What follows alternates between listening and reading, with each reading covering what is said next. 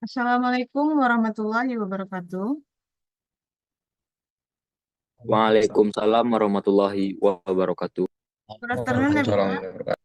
Let us introduce ourselves from Group 14. We will present material about mobile operating systems, which consists of myself, Najwa Kurnia, as the moderator and presenter, and my colleague, Aura Anissa Cahaya. Next slide. The first topic of our material is the development and architecture of mobile operations. Second is research management on mobile devices. Third is the Android and iOS operating systems. And fourth is the difference between mobile and desktop operating systems.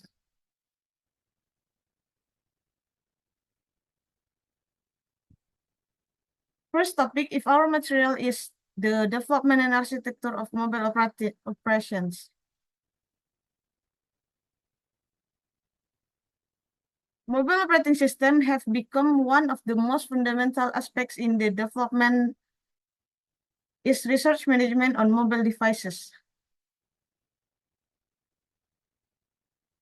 Since the emergence of the first mobile phone, the need for devices they are not only capable of making voice calls, but also providing access to information and application has increased.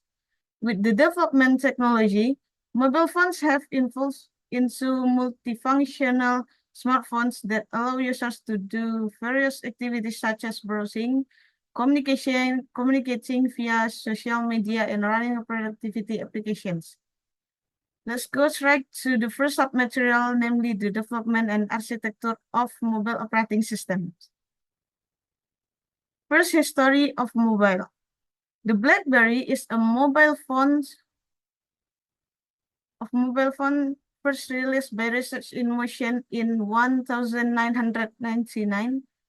Originally a simple two-pager, but quickly evolved into one of the most widely used mobile computing devices.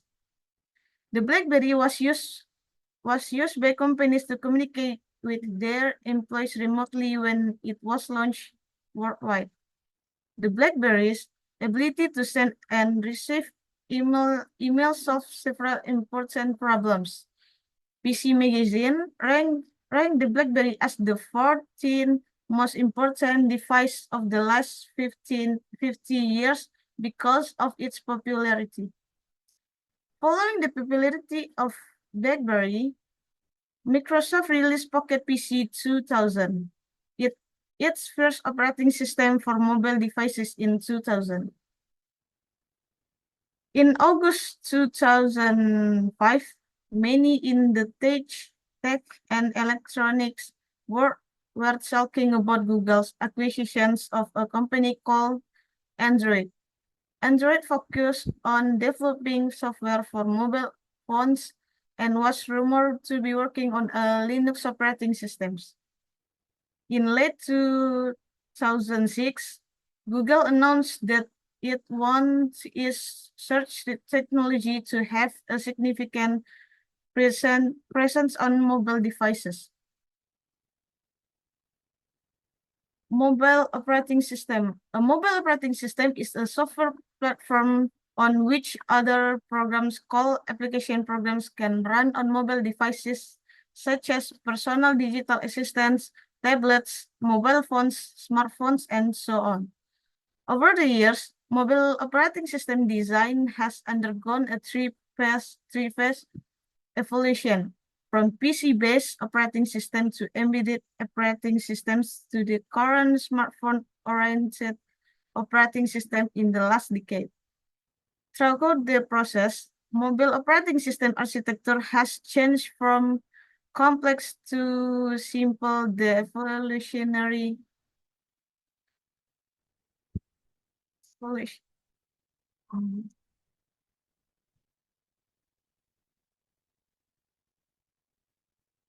The evolutionary process is naturally driven by technological advance in hardware, software, and the internet. Android architecture Android use the Linux kernel with high-level APIs written in C, and applications are typically written in Java and run on the Dalvik virtual machine, using just-in-time compilation to translate Java bytecode into Dalvik DEX code. This combination provides several secure features, such as efficient shared memory management, preemptive multitasking, Unix user identifiers, and file permission with Java type-safe concepts. Based on the Linux kernel architecture model, the Android platform consists of several layers that provide a software stack, as shown in the figure below. First, application. This is a site of all Android applications, including email clients, same as programs, maps, browsers, contacts, etc. All the mentioned applications are written using the Java programming language. Second, application framework. This is the layer that defines the Android application framework. All Android applications are built on the application framework. Third, libraries. GNU Libs is complex and very large from mobile phones, therefore. Android implements its Unix Libs model, Bionic Libs, which is in a smaller dimension. Some components emit some complex C++ function. One of the most substantial is no C++ exceptions. Small string execution and exclusive based heavily on the Vatex kernel. Bionic Libs does not support POSIX and is not compatible with Libs. Fourth, Android runtime. It has a collection of Java Online Centers and tools, redesigned and improved by Google to be ideal for the Android system. The Linux bit is a lower level than Android and also acts as an absorbing layer. Core libraries. Dalvik VM has 4 separate moments that can be set to clean or dirty and shared to private. The information that is commonly discussed or maintained exclusively is the public libraries and application-specific .dex document reports. 2. Dalvik VM. So, Android application work with the Java online tool called the Dalvik Online Tool. The Dalvik Digital Tool has been improved through Google for mobile components. Rather than using regular bytecode, Dalvik has a private bytecode style that tailored to Android's needs aimed to the tool. In the Android tool has research called .dex, which consists of the Android SDK, improving Java class data. Fifth, Linux kernel. The final layer is Linux. Linux 2.6, along with about 115 pages, provides essential features such as control methods, brain management, soul monitoring, video cameras, keyboards features, etc. Bit manage all the factors that Linux has very well, such as media and a variety of device drivers. Needs impulse from interfacing to external devices. Next, we will discuss the second Excuse submaterial, me, Najwa. namely Najwa? research management on mobile devices. Najwa? Hello. The screen's not showing the next slide. It's still at the slide 9. Maaf. Bentar. Apa sih?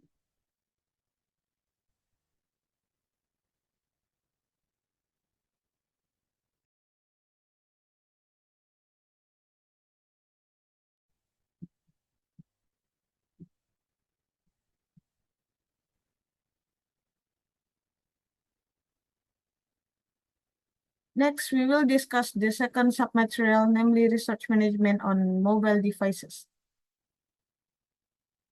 Intelligent resource management is critical to ensuring efficient communication between different types of IoT traffic.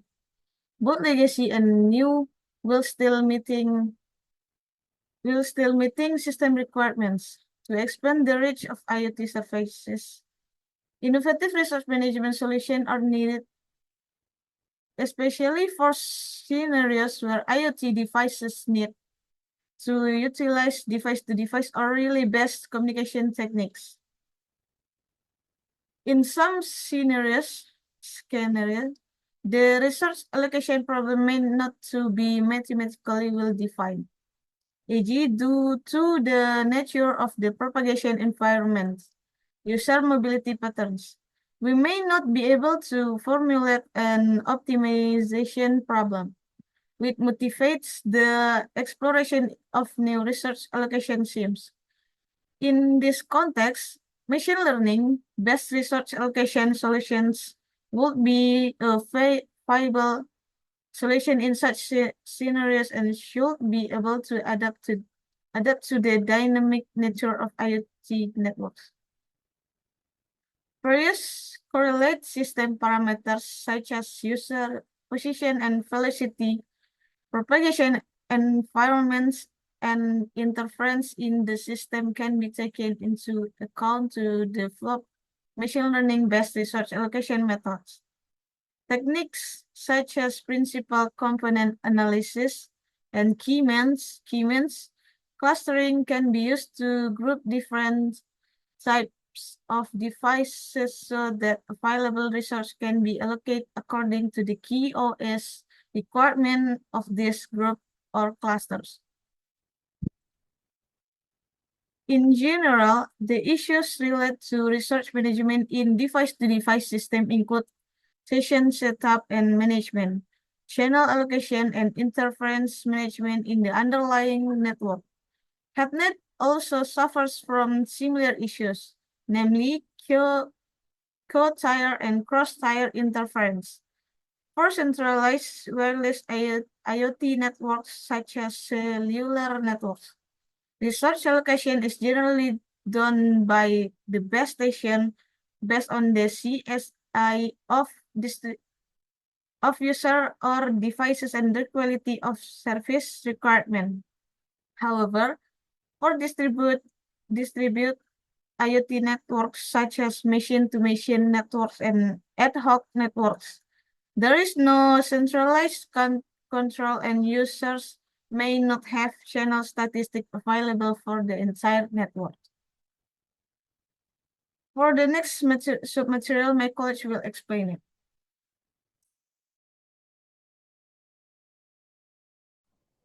All right, I will explain about the OS of Android and iOS. Android is a software stack that includes an operating system for mobile devices as well as middleware and key applications. Android was first released on the September 23rd in 2008. Android is considered both an OS and a software platform. The Android operating system for mobile devices is based on the lightweight Linux operating system and developed by Google. The Android operating system is open source and freeware, and the Android operating system allows developers to create application using the Java language, which utilizes the Java libraries developed by Google. Android uses SQLite for data storage. Android also supports all types of network connectivity such as GSM, H, 3G, LTE, Wi-Fi, and etc. Because it is based on the Linux OS, all drivers are pre-installed and support OTG one way for any external devices. Android also supports voice recognition and multi-user. OS is a mobile operating system developed for the iPhone by Apple Inc. This operating system was designed and developed for the iPhone, but its support was later extended to the iPad and the Apple TV. iOS originates from the Mac OS X, which is a Unix-based OS. The core service layer of the iOS architectures include the additional abstractions layer, the Cocoa Touch layer, and media. The, the core OS layer contains the scheduler inclusivity, the merge kernel, the file system, hardware drivers, and control for the system memory, networking, as well as the interprocess communication and security framework to secure the system and the program data. Two different views on the iOS security model are presented. iOS is not a freeware utility. It is entirely based on the Unix platform. iOS only supports the Apple hardware. Devices that support iOS are expensive compared to Android. In terms of features, iOS requires a Macintosh computer running on Mac OS X 10.6 because applications on phones are relatively small in size and run on slower processors. iOS applications are written using Xcode, a modern IDE used for coding, debugging, and design interface. On iOS, the only way to restore a proper operation after a crash is by performing a force reset by pressing and holding the sleep or wake button and the home button simultaneously for at least 10 seconds. Whereas the Android, unlike iOS, which is limited to Mac OS X, can be developed using any of the current major operating system, Windows, XP or higher, Mac OS X, and the Linux systems. This provides the great flexibility because almost all modern computer science laboratories must comply without requiring special hardware. iOS is considered one of the safest operating system for the smartphone. This operating system has strict control over its various compartments, hardware, OS, and application. Apple designer refined their model to achieve one that could use any third-party antivirus. Android is well-known OS developed by the Open Handset Alliance led by Google to be a competitive mobile OS. One well-known fact is that Android is open source OS. Next. Next is mobile operating system and the desktop operating system. Mobile operating system or cellular operating system are system software that can run on devices such as smartphone, tablets, and the supporting devices, allowing them to run other applications designed for that platform. Mobile operating system can control which features are available on the devices such as keyboards, weight, application synchronization, and so on. Technically, this operating system adds a layer to the system that allows user to launch application, schedule tasks, and monitor things like network connection and output peripherals. Common smartphone operating system are Android, iOS, Samsung, Symbian, BlackBerry, and Microsoft Windows Phone. Windows Phone 7 was first introduced in 2010. 2010, I'm sorry. It also allows multitasking and downloading application as well as third-party devices and handles widescreen computers, tablets, and Xbox. In computer system, Hardware and application program will be meaningless without the support of a reliable operating system. The operating system can also control other programs on a computer and allocate computer resources as managing memory, printers, and other devices. Every time the CPU is idle, the operating system must select one on the process in the queue that are ready to be executed. The, select, the selection process is carried out by the short-time scheduler or the CPU scheduler.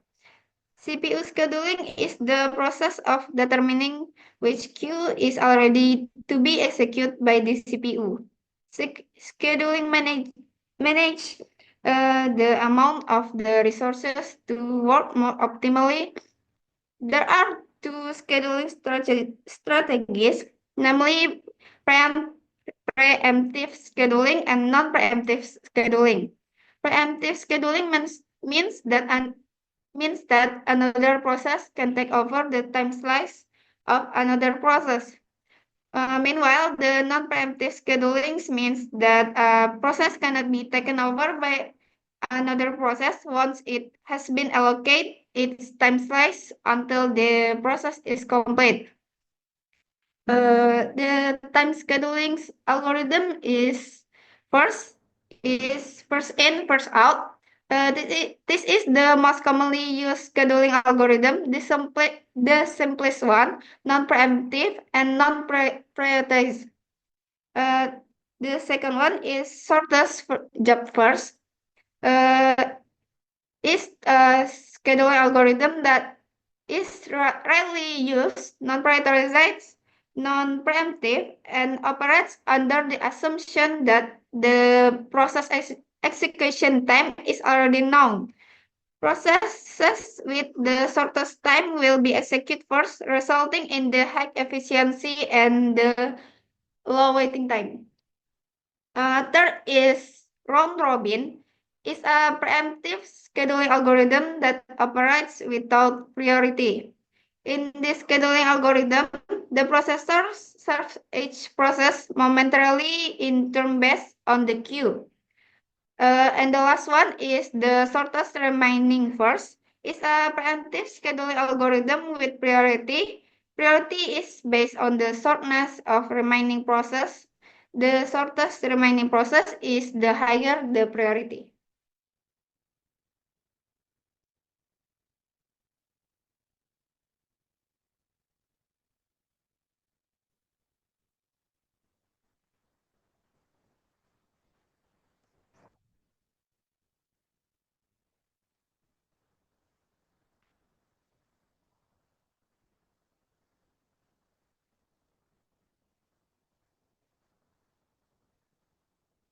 Does anyone have any questions?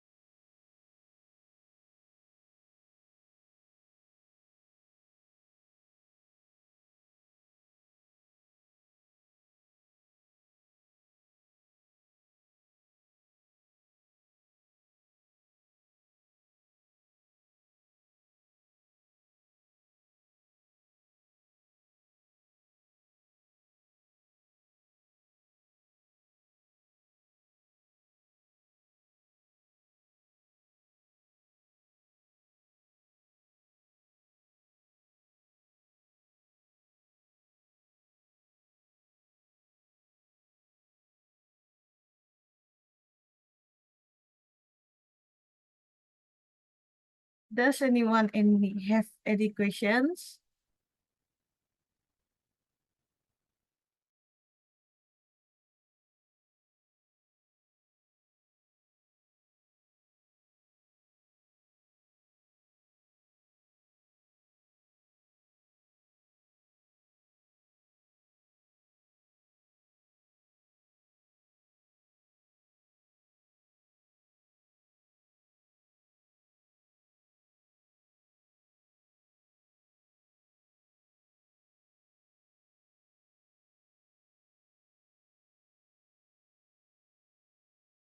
Hello, I have a question. Yes. Okay, so just like as you said before by uh, Aura, uh, as we know, desktop computer systems support both 32-bit and 64-bit, right? So is it the same on Android or iOS, or is it limited to one, like only 32-bit only, or 60-bit or 64-bit only? I think that's it, my question. I'll type the question in the chat box. Okay, thank you.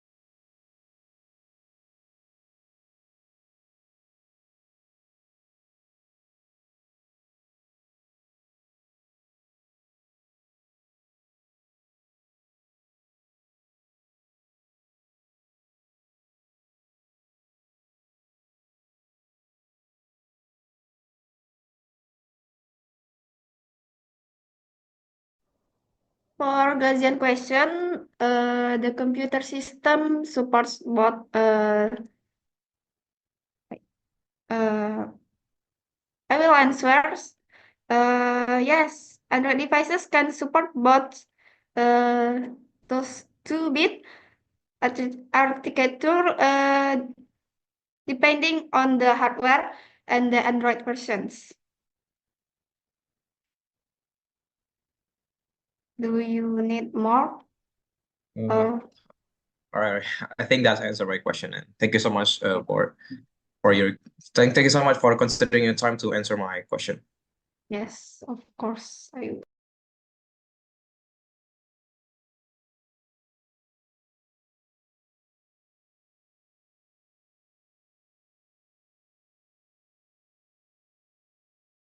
Okay, thank you. Question from Dezian. That's all for today's presentation. Thank you. Assalamualaikum warahmatullahi wabarakatuh. Waalaikumsalam warahmatullahi Waalaikumsalam warahmatullahi